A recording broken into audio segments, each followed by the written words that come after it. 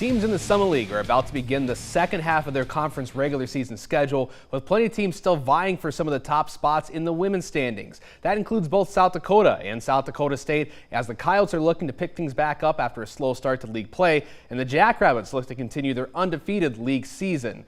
The Jackrabbits are a perfect 7-0 so far after dropping 5 of their non-conference games. All of those teams at the time were ranked. The Jacks have won 9 in a row as well. Head coach Aaron Johnson says now that the Summit League is at the midway point in its season, there's groups breaking out between who can compete at the top and teams falling behind.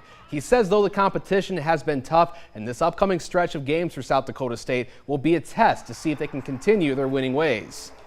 I think you're starting to see here's where the groups are. And if you want to be in that top group, you got to be able to beat some of those top teams. And this is a stretch where we play a bunch of them, from Oral Roberts to NDSU to USD, then back to Oral Roberts again. So, yeah, I think this set of games will give us a good idea if we're going to be in that top group or not. And then after that, we'll have to kind of see.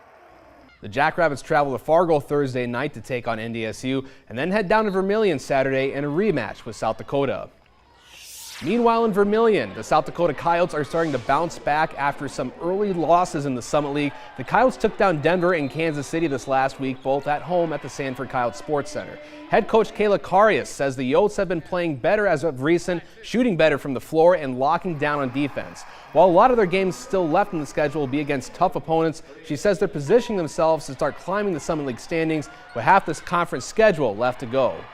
I think we just continue to gain confidence on both ends of the floor. You know, we've tried some different things defensively, and I really credit our players for buying into it and learning it and working through some of the mistakes that we're making. And, you know, I feel like we have an aggressive mindset. You know, love that on offense. We've got a lot of shooters on the floor. We're shooting the ball at a really high clip.